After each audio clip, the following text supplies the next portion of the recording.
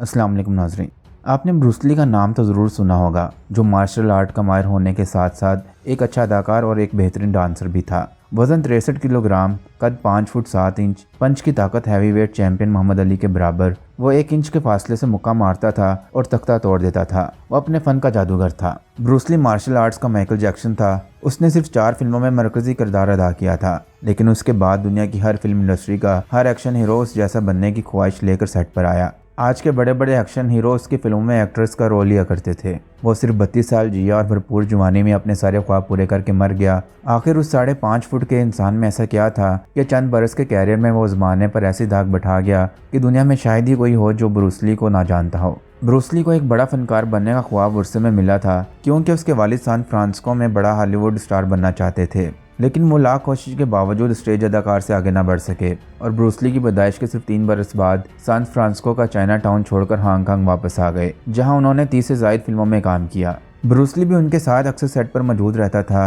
अपने वालिद के ख्वाब को पूरा करने के लिए ब्रूस ली ने एक कागज़ पर तहरीर किया था कि वह एक दिन हॉलीवुड का सबसे बड़ा स्टार बनेगा और उसका मुआवजा भी सब अदाकारों से ज़्यादा होगा। लेकिन उसके वालिद उसकी काविशों से ज़्यादा मुतमिन नहीं थे, क्योंकि उस वक्त का हांगकांग आज की तरह बहुत तरक्की याफ्ता नहीं था। ब्रूस ली की ताकत का अंदाज़ा इस बात से भी बखूबी लगाया जा सकता है कि वह एक उंगली और अंगूठे पर पुशअप्स निकालता था। दूसरी जंग अजीम के बाद हांगकांग में गुर्बत का दौरा था और जराइम बड़ी तेज़ी के साथ फैल रहे थे, इसलिए नौजवानों में मार्शल आर्ट्स सीखने का शौक बढ़ रहा था। इस वजह से ब्रूस ली के वालिद ने उसको मार्शल आर्ट्स की तरबियत दिलाने का फैसला किया। ब्रूस ली के उस्ताद इप मैन ने बड़ी मेहनत से अपने शागिर्द को तमाम दाव पेच सिखाए, जिसके बाद गली मोहल्लों में ब्रूस ली की लड़ाइयाँ बढ़ने लगीं। यहाँ तक कि पुलिस ने ब्रूस ली के वालिद को आखिरी वार्निंग जारी की, जिसके बाद इन्होंने इसे अमेरिका में अपने दोस्त के पास भिजवा दिया, जहाँ ब्रूस ली दिन में तालीम हासिल करता और बकिया वक्त एक होटल में मुलाजमत करता था। कॉलेज के तमाम दोस्त ब्रूस ली की पढ़ाई की बजाय उसके मार्शल आर्ट्स से ज़्यादा मुतासिर थे। मौका अच्छा जानकर ब्रूस ली ने अपनी मार्शल आर्ट्स की अकेडमी शुरू कर ली। अकेडमी में ब्रूस ली की मुलाकात लिंडा नामी लड़की से हुई और दोनों में मोहब्बत हो गई।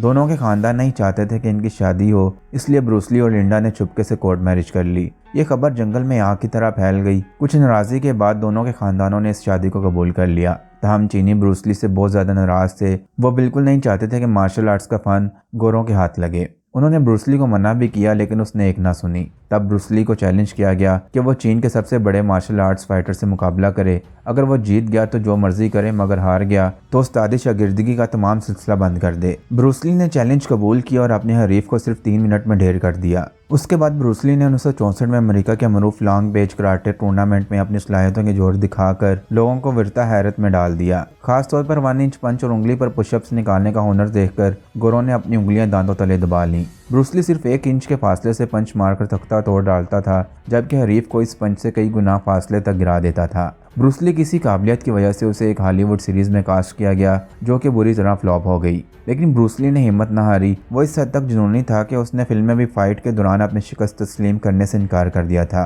जिसकी बिना पर फिल्म के स्क्रिप्ट को तब्दील करना पड़ा। अमेरिकी अवाम किसी तौर पर भी किसी एशियाई को अपनी फिल्मों में हीरो नहीं देखना चाहते थे। तब ब्रूस ली ने मायूस होकर चीन वापस आने का फैसला किया, जहां कामयाबी उसकी मुंतज़िर थी। सरमायादाराना निज़ाम पर बनने वाली ब्रूस ली की पहली फिल्म ने उनको शोहरत की बुलंदियों पर पहुंचा दिया। शोहरत का ये आलिम था कि उसका अपनी फैमिली के साथ बाहर निकलना मुश्किल हो गया था। फेस्ट ऑफ फेवरी के नाम से ब्रूस ली की दूसरी फिल्म ने मकबूलियत के तमाम रिकॉर्ड तोड़ दिए और उसके बाद उसके ख्वाब की तकमील का वक्त आया, जब हॉलीवुड से उसको एक फिल्म में कास्ट करने की ऑफर हुई, जो कि चीन और हॉलीवुड की मुश्तरका प्रोडक्शन थी। इस फिल्म को एंटर द ड्रैगन का नाम दिया गया। फिल्म की शूटिंग मुकम्मल होने पर ब्रूस ली एक महलक दिमागी मर्ज का शिकार हो गया, जिसके इलाज के लिए वो अमेरिका भी गया। डॉक्टरों ने उसे इब्तदाई तौर पर फिट करार दिया, लेकिन चीन वापसी के कुछ महीनों बाद वह एक मरतबा फिर सर दर्द का शिकार हो गया। एक रोज़ उसके सर में फिर दर्द उठा तो वो दवा लेकर आराम के लिए सो गया, लेकिन फिर वो कभी नहीं उठ सका। उसकी अचानक मौत ने उसके पुरस्कारों को घुमा कर रख दिया। ब्रूस ली की फिल्म एंटर द ड्रैगन उसकी मौत के सिर्फ 1 महीने बाद रिलीज़ हुई,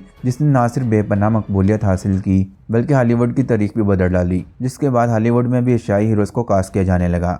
नाज़रीन, उम्मीद करता हूँ कि आपको ये वीडियो अच्छी लगी होगी। अगर आपको ये वीडियो अच्छी लगी है तो उसको ज़रूर लाइक कीजिएगा और मज़ीद इसी तरह की इन्फॉर्मेटिव वीडियोस देखने के लिए इस चैनल को लाजमी सब्सक्राइब कर लें। अल्लाह हाफिज़।